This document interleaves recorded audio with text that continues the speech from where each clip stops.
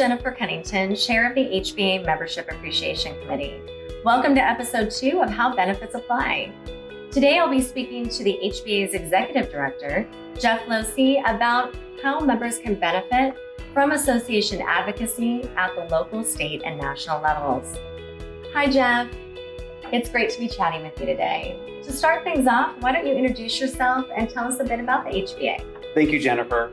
Jeff Losey, I'm the Executive Director at the Home Builders Association of Tri-Cities. I've been here for 16 years now. We represent nearly 600 member companies, almost 6,000 employees that are members of those companies.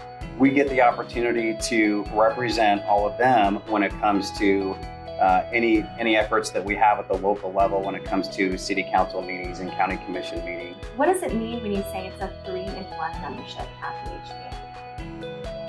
Great question. So the 3-in-1 membership, if you picture a stool with 3 legs. And so the first leg is everybody understands that they joined the HBA of Tri-Cities.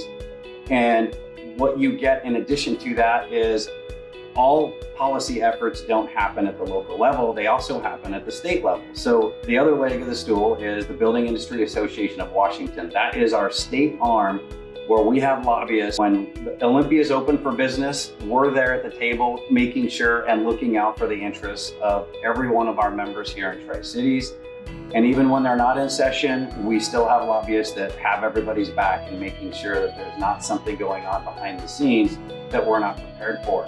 The third leg of the stool is the National Association of Home Builders. Again, policy just doesn't happen at the state level, the local level. We also, as we understand, we have a Washington, D.C., where the federal policymakers get together and can make housing more costlier than it is today, which is why the National Association of Home Builders has lobbyists that represent all 50 states, and they're always there again, making sure that to their best of their ability, keeping housing as affordable as possible, so that way we can get more home buyers into the market.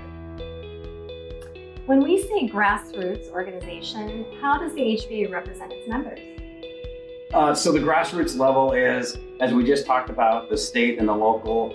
The grassroots really is what I get to do on a daily basis here at the HBA of Tri-Cities, which is working with our county commissioners, our city council members, our mayors, our city managers, and truly representing our builders to make sure that their interests are heard on a daily basis within all of our jurisdictions, and make sure that we're represented and not paying more fees than needs to happen.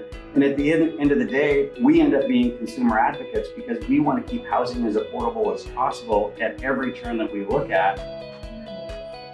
What do you think prospective members should know about being a member of the HBA? Well, so one of the great reasons is to help me represent more people. So the more people that we represent, when I go to a county commission meeting or a city council meeting, it really helps for us to have obviously large numbers. 600 members that we have right now is great. If we could get it up to 700, 800, 900 members, and we're all rolling in the same direction, it just gives us more clout when we go to those meetings. And at the end of the day, everybody that's not a member, we still represent them as well. And so we just like to get more people into the fold to help us get our job done, which is keep housing affordable. Thank you for sharing today. There's definitely strength in numbers. To learn more about becoming a member of the HBA of Tri-Cities, please click on the link below. Thank you.